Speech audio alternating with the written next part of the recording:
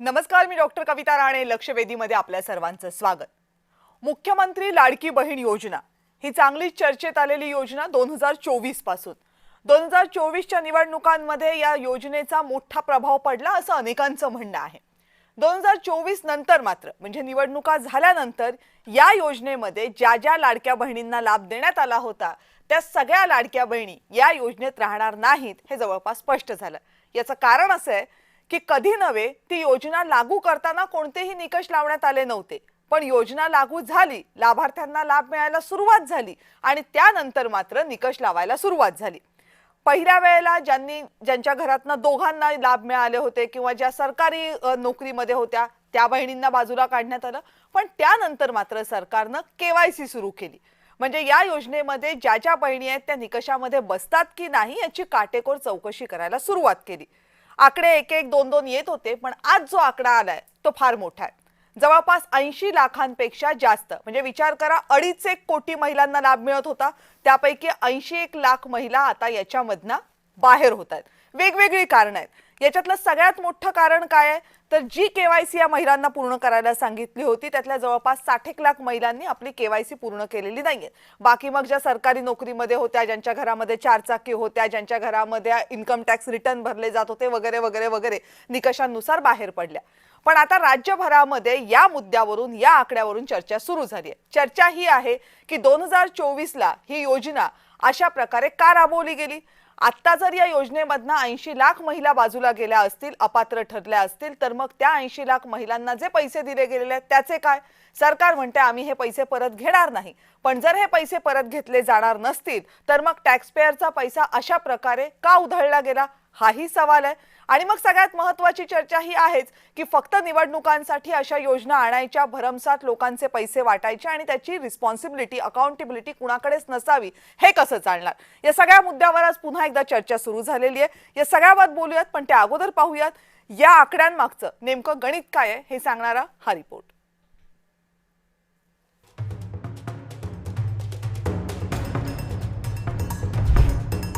मुख्यमंत्री लाडकी बहीण योजना सध्या चांगलीच चर्चेत आहे, कारण या योजनेसाठी तब्बल 80 ते 92 लाख महिला अपात्र ठरल्यात. वेळेमध्ये ई-केवायसी न करणे, कुटुंबाचं एकूण उत्पन्न लपवणे, घरात 4 चाकी असूनही योजनेचा लाभ घेणं आणि अन्य अनेक कारणांमुळे या 82 लाख बहिणींना योजनेचे पैसे मिळणं आता बंद झाले. पाहूयात कोणत्या परिस्थितींमध्ये या महिला योजनेसाठी अपात्र ठरतात.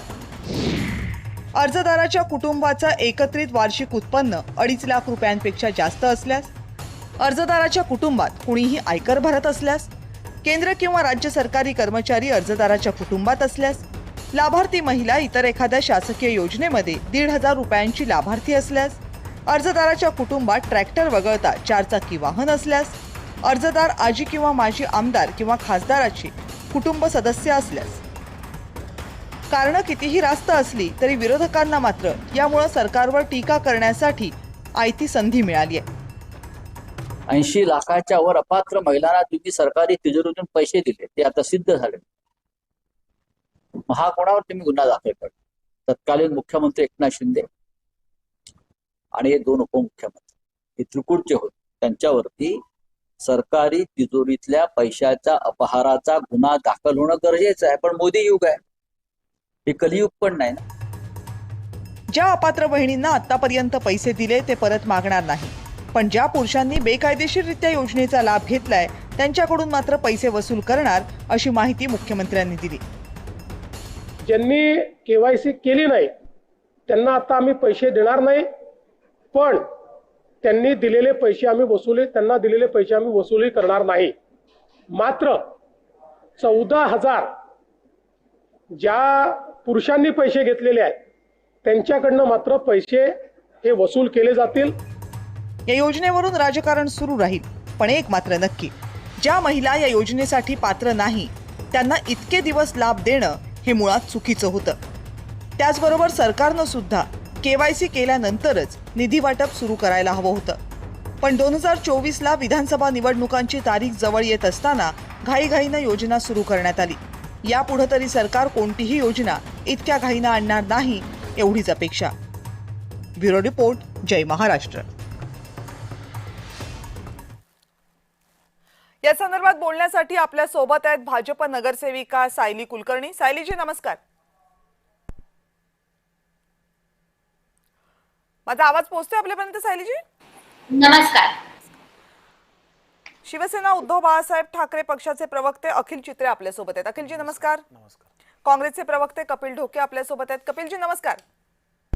आणि काही वेळातच शिवसेना प्रवक्ते संजीव भोरे आपल्यासोबत या चर्चेमध्ये असतील. सायलीजी, मला तर या चर्चेतल्या एक महिला पार्टिसिपंट म्हणून सुद्धा आणि भाजपच्या प्रतिनिधी म्हणून सुद्धा सांगा, म्हणजे आधी 2.5 कोटी महिलांना दिला लाभ आणि आता 80 लाख महिलांकडनं काढून घेतला. मग हे आधी माहित नव्हतं का की 80 लाख महिला पात्र होणार नाहीत?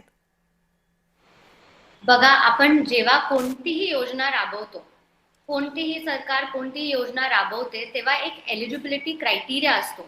तो एलिजिबिलिटी क्रायटेरिया आपण डे 1 पासून डिफाईन केलेला. बरोबर. आता त्या ह्याच्यावर ज्या महिलांनी त्यावेळी एनरोल केलं, आपण त्यांचे सर्वांच्या खात्यांना आपण ते पैसे टाकलेले. पण 9 महिने आपली सरकार फॉलोअप घेत होती, अधिकारीही फॉलोअप घेत होते की केवायसी करा. बऱ्याचशा महिलांनी हे केवायसी केले नव्हते आणि त्याच्यामुळे त्याच्यात थोड्या अशा केसेस मिळाल्या जिथे ज्या लोकांनी केवायसी केले नाही. आणि केवायसी आपल्या सरकारची सर्वप्रथम पॉइंट नंबर 1 एलिजिबिलिटी क्रायटेरिया आहे. त्यांच्याकडनं मग त्यांच्या जे एलिजिबल नाहीये त्यांना आजपासून हे पैसे मिळणार नाही. पण आम्ही हेही नाही म्हणत होते की त्यांच्याकडनं आम्ही काढून घेणार पैसे. आणि जे आधीही सरकार चालवायचे त्यांना तर माहिती असेल कॅग ऑडिटच्या बारेमध्ये. कॅग ऑडिट म्हणजे कॉम्प्ट्रोलर आणि ऑडिटर जनरल. आता कॅग ऑडिट जेव्हा होतं तेव्हा सरकारला सर्व स्कीम्सच्या सर्व डिटेल्स, लाभार्थींच्या डिटेल्स द्यावे लागतात. तेव्हा तुम्ही जेव्हा डिटेल्स हे देतात, जेव्हा हे प्रॉपर ऑडिट होतं, हे सरकारचा नियम असतात, तेव्हा असं आपण लक्षात आणलं की 14,000 जे ऍप्लिकंट्स होते ते पुरुष होते, 5 लाख जे ऍप्लिकंट्स होते ते सरकारी नोकर होते आणि 10 लाख जे ऍप्लिकंट्स होते ते 2.5 लाखाच्या वर त्यांचा रेव्हेन्यू म्हणजे इन्कम असायचा. आणि हा नंबर तुम्ही बघत, तुम्ही हे नाही सांगत की 1,70,00,000 जे महिला आहेत अजूनही लाभार्थी आहेत आणि अजूनही त्यांना लाभ मिळणार आहे. ज्यांनी एलिजिबिलिटी क्रायटेरिया मीट नाही केलाय, जे सॅटिस्फाईड नाही केलंय, त्यांच्याकडनं आपण त्यांचं लाभ आपण काढून घेतलाय. पण जे 14,000 पुरुष आहेत त्यांच्यावर कारवाई करून त्यांचे पैसेही आपण परत घेणार आहोत. ज्या लाभार्थी होत्या. मला आता एक सांगा, मुद्दा हा आहे की कॅग मग 2025-2026 मध्ये 2024ला जुलैमध्ये ना, जर मी चुकत नसेल तर जुलै 2024ला ही योजना सुरू झाली. आपण जून 2026 मध्ये आहोत. जुलै 2024 ते जून 2026 पर्यंत आपण योजना लागू करतो आणि मग जून 2026ला आपल्याला कळतं अरे जुलै 2024ला ज्यांना दिलं ते तर काही या योजनेसाठी लाभार्थीच नव्हते. आणि मग आपण म्हणणार अरे पण पैसे तर दिलेले आहेत, आता परत कसे घ्यायचे? म्हणजे जे लोक टॅक्स भरतात त्या लोकांनी काही चूक केलेली आहे का? बरं, सरकार कुठेही म्हणत नाही की आमची चूक झाली आहे म्हणून. सरकारचं म्हणणे नाही सगळं योग्य आहे, सगळं बरोबर चालेल. काय योग्य आहे याच्यामध्ये? जसं मी म्हटलं, आपण सर्वांना एक प्लॅटफॉर्म देतो, ऑपॉर्च्युनिटी देतो. 9 महिने आपण त्यांना दिले केवायसी करायला, त्यांना जस्टिस मिळवायला, त्यांना प्रूव्ह करायला. जेव्हा 9 महिने सरकार तुम्हाला देते तेव्हाही तुम्ही केवायसी करू नाही शकत, रूल्स फॉलो नाही करू शकत, एलिजिबिलिटी. पण मुळात प्रश्न त्यांनी 9 महिन्यांचा नाहीये ना. मुळात केवायसी न करता योजना लागू कशी काय केली? आता मॅडम, जेव्हा आपण कोणतीही योजना लागू करतो त्याला एक प्रोसेस असतो आणि फॉलो केला आहे सरकारने. आता सायलीजी, मला एक सिंपल सांगा, तुम्ही किंवा मी बँकेमध्ये गेलो कर्ज काढायला, आपल्याकडे एक कागद कमी असेल, देतील का आपल्याला कर्ज? मी तेच म्हणते ना, आपण जेव्हा ही योजना राबवली तेव्हा आपण त्यांना वेळ दिलेला. नाही, मला एक सांग, नाही वेळेचा प्रश्न नाहीये. तुम्हाला वेळ देतील, बँक पण तुम्हाला वेळ देईल, कर्ज देईल का? तुमची वेळ ही होती. नाही वेळ, मी तुम्हाला हे विचारते, जर माझ्याकडे कागद नसतील, जर मी क्रायटेरियात बसत नसेल तर तुम्हाला मला बँक कर्ज देईल का? पैसे देतील का आपल्याला? आणि म्हणून आज आपण ती क्रायटेरिया जे फुलफिल नाही होत आहे, जे शेतकरी पीक विमा घेतात, ज्या शेतकऱ्यांचा क्रायटेरिया बसत नाही त्यांना पीक विमा मिळतो का? नाही मिळत. तेच मी म्हणते ना. मग लाडकी बहीण योजना, लाडकी बहीणच का इतकी लाडकी होती? आता याचं कारण तुम्ही सांगत नाहीये. सांगा अखिल चित्रेजी, का 80 लाख महिलांना 2 वर्ष जे पैसे दिलेले आहेत त्याचा सगळा भार हा टॅक्स पेअरनी सहन करायचा? काय माहितीये, हिंदी पिक्चरचं सुप्रसिद्ध डायलॉग आहे, काम खतम आदमी खतम. इथे महिलांची गरज संपलेली आहे आता सरकारला. तेव्हा महिलांची मतं त्यांना पाहिजे होती निवडणुकीत निवडून यायला. तर अशा प्रकारे लाडकी बहीण योजना, आणि तेव्हा पण आपण पाहिलं होतं, आपणच चर्चा घडवली होती. 3 वेगळे नाव देखील होते त्याच योजनेला.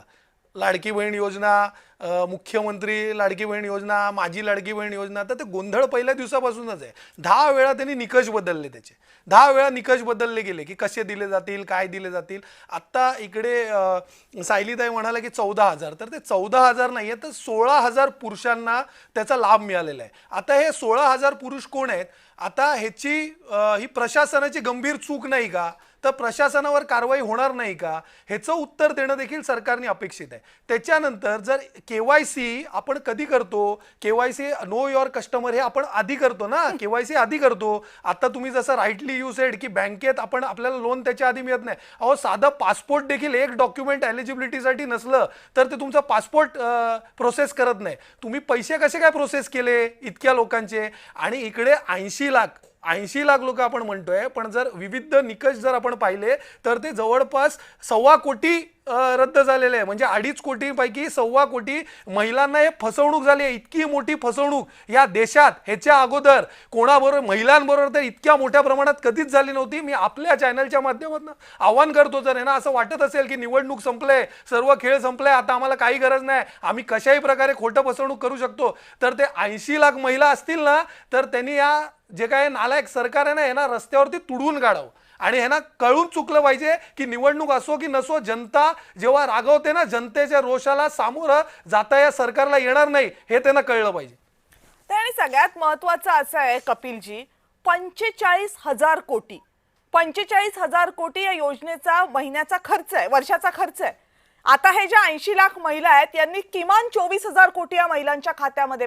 महाराष्ट्र काय एवढं श्रीमंत राज्य आहे का की 24,000 कोटी असेच उडवून द्यावे? मान्य आहे, ते 24,000 कोटी काय राज्याच्या बाहेर गेलेले नाहीयेत, पण ते 24,000 कोटी या राज्यामध्ये चांगल्या हॉस्पिटलसाठी वापरले गेले असते, चांगल्या शाळेसाठी वापरले गेले असते. या काही सुविधा आपल्याकडे अशा काही छान ओसंडून चाललेल्या आहेत का की 24,000 कोटी आपण असेच उडवून द्यायचे? नाही, 1 मिनिट त्यांना बोलू देत, येऊ देत, येते मी तुमच्याकडे. द्या तुम्ही नंतर द्या उत्तर सायलीजी, तर त्यांना बोलू देत. बोला कपिलजी.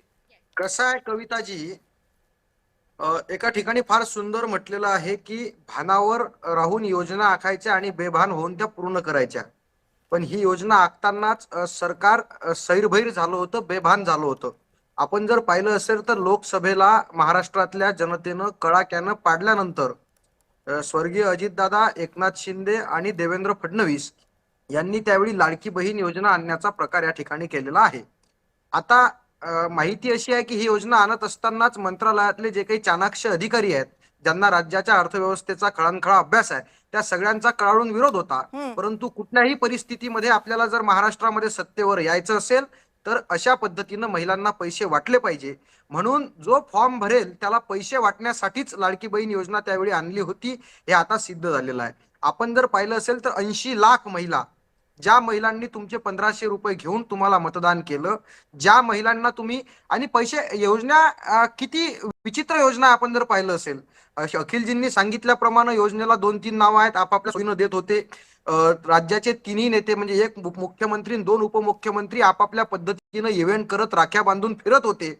आणि ऐन निवडणूक आता उद्या आहे, तर निवडणुकीच्या 2 दिवस अगोदर खात्यात लाडक्या बहिणीचे पैसे टाकल्या जायचे, त्यांची मतं घ्यायची. एवढ्यावरच भागलं नाही तर निवडणुकीत सांगितलं की 1,500 रुपयाचे आम्ही 2,100 रुपये करू. आज निवडणूक संपून 2 वर्ष झाले तरी सुद्धा ते 2,100 रुपये झालेले नाहीत. उलट 80 लाख महिलांचे पैसे बंद करण्याचं पाप इथल्या लोकांनी केलेलं आहे. नुसती योजनाच बंद केली नाही तर हा त्या महिलांसोबत विश्वासघात आहे की ज्या महिलांना तुम्ही सांगितलं की आम्ही निवडून आलो की 2,100 रुपये देऊ, आता 1,500 रुपये घ्या, त्यांच्यासोबत केलेला सुद्धा विश्वासघात आहे. या योजनेचा उद्देश प्रामाणिक नव्हता.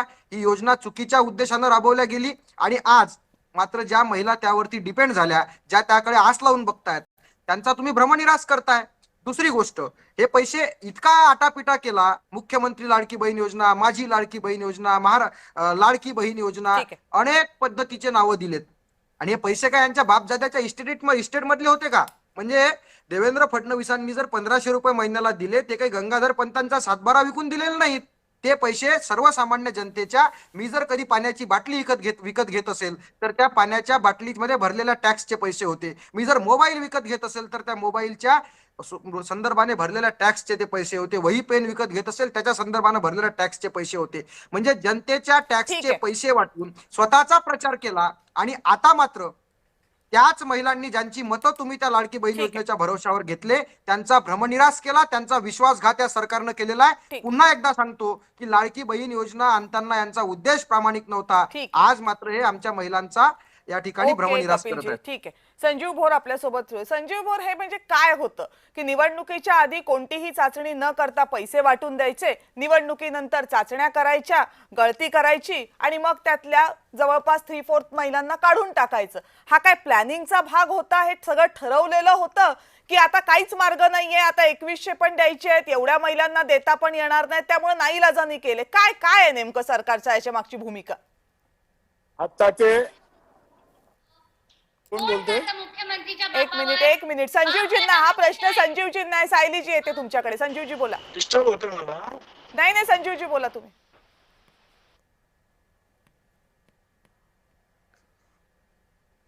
संजीवजी, माझा आवाज येतोय आपल्यापर्यंत? मला वाटतं नाहीये. हा बोला सायलीजी. राबवण्यात आली ही योजना गरजू कष्टकरी गरीब महिलांसाठी ही योजना आणलेली होती. डिस्टर्ब होतंय मला. कोण बोलतोय? एक मिनिट येते संजीवजी तुमच्याकडे. तुमचा आवाज येत नव्हता म्हणून त्यांना बोलायला दिला. हा बोला सायलीजी. मुख्यमंत्रीच्या बाप दादावर कोण जातं मला माफी पाहिजे ह्याची. बाप दादा म्हणजे काय? आपल्या राज्यातले मुख्यमंत्री आहेत ते. त्यांच्या बाप दादावर जायचं तुम्ही. हा बोला कपिलजी बोला. आम्ही ऐकतोय ना कुठल्याही तुमचं पद्धतीची सगळं. माफी मागणार नाही. सायली कुलकर्णी या नवीन प्रवक्ता असलेल्या आमच्या बहिणीकडे कुठल्याही पद्धतीचे मुद्दे नाहीत. त्यामुळे ते मी कुठेही चुकीचं बोललेलो नाही.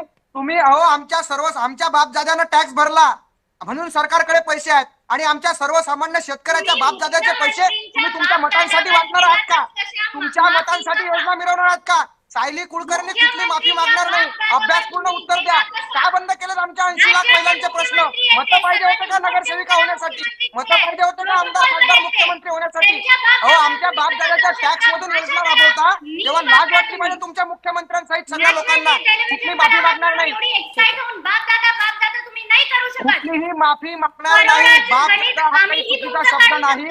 आमच्या सर्वसामान्यांच्या शेतकऱ्यांच्या बापदाद्यानं भरलेल्या टॅक्स मधून हे पैसे आणि त्या पैशातून स्वतः मुख्यमंत्री होण्यासाठी निवडणुकीसाठी योजना राबवताना एक सेकंड मला वाटतं मी दोघांनाही पुरेसा वेळ दिलेला आहे. दोघांनाही पुरेसा. 1 मिनिट सायलीजी, मी दोघांनाही पुरेसा वेळ दिलेला आहे. तुमची मागणी आहे की त्यांनी माफी मागावी, त्यांनाही वेळ दिलेला आहे. संजीव भोर आहेत जॉईन झालेले, त्यांना बोलू देत. दोघांकडेही परत येईन. संजीवजी बोला. खरं तर आता सुरुवातीलाच मी सांगतो, हे जे महाशय बोलतायत ना, बापजादे काढतायत, ही खरं तर भाषा नाही एखाद्या डिबेटमध्ये. आणि ह्या लोकांचा असाच जळफळाट सातत्याने ही योजना आल्यापासून सुरू आहे. बापजाद्यांचंच काढायचं असेल, जनतेचाच पैसा याची जाणीव असेल तर कोरोनामध्ये शेवपेट्यांमध्ये पैसा खाल्ला. कोरोनाच्या रुग्णांच्या सेवेसाठी ज्या सेवा द्यायच्या होत्या त्या ठिकाणी पैसा खाल्ला. यांच्या बापजाद्यांचा पैसा होता का तो? उद्धव ठाकरेच्या घरचा पैसा होता का? तुम्हाला प्रश्न आज आहे जेव्हा की 80 देवेंद्र लाख फडणवीस महिलांचे साहेबांच्या मतं घेतले, त्या 80 लाख महिलांना अद्या काय उत्तर जी देणार भाषा आहात? तुम्ही वापरता, संजू भोर, अरे शेवपेट्यात मला तुमच्या पुरलं हाताने नाही. कुठे भ्रष्टाचार केला? शेवपेट्यांमधला कुठे पैसा कुठे खायला वाटतोय, तुम्हाला कमी सगळं पडला. माहिती आहे. मड्याच्या आमचा प्रश्न टाळूवर असा आहे की खाणारे 80 लाख अवलादी तुम्ही महिलांचं काय करणार आणि आज आहात? मुख्यमंत्र्यांच्या तुमच्या बाबतीत त्या सर्वसामान्य पद्धतीने शेतकरी बोलताय. बापाच्या भाषेला टॅक्स लगाम लावा तुम्ही. राबवली, मतं भाषेला घेतली. लगाम लावा. त्याचं उत्तर द्या. काय करताय तुम्ही? 80 लाख संजीवजी, महिलांचं काय कपिलजी करणार आणि आहात? सायलीजी. चॅनलवर आलात काय तुम्ही? संजीवजी, कपिलजी आणि सायलीजी. संजीवजी, कपिलजी आणि सायलीजी, तुम्हाला तिघांनाही माझं हे सांगणं आहे की हा मुद्दा फक्त नेत्यांचा नाहीये. हा मुद्दा नेत्यांनी या राज्याच्या तिजोरीबद्दल घेतलेल्या निर्णयाचा आहे आणि माझ्या मते तुम्ही त्याच्यावर बोललं पाहिजे. आज लोकांना हे उत्तर हवंय की 2 वर्ष का लागली 80 लाख महिला अपात्र आहेत हे समजायला, आणि 2 वर्ष या महिलांना जे पैसे दिले त्याचं काय, ते सरकारकडे परत का येऊ शकत नाही? सायलीजी, मला वाटतं तुम्ही फक्त याचं उत्तर द्यावं आता.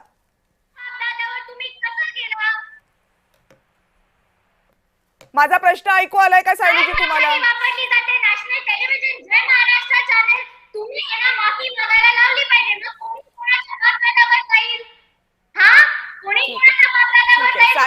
मला वाटते सायलीजी, मला वाटते मी त्यांना वेळ दिला होता, त्यांना माफी मागायची की नाही त्यांना वेळ दिलाय, त्यांनी माफी मागायला नकार दिलेला, त्यामुळे तुम्ही त्यांच्यावर टीका करू शकता, पण तुम्ही मुद्द्यावर येणार आहात का? करोडोचे स्कॅम आम्ही काढले ना, आम्ही फक्त भाषा नीट वापरतो. करोडोचे स्कॅम ठीक आहे काढले सर्व. सायलीजी वेळ कमी आहे, मुद्द्यावर आपण ठीक आहे. अखिलजी बोला, अखिलजी बोला. मला माफी पाहिजे, भाजपाला माफी पाहिजे. अखिलजी बोला.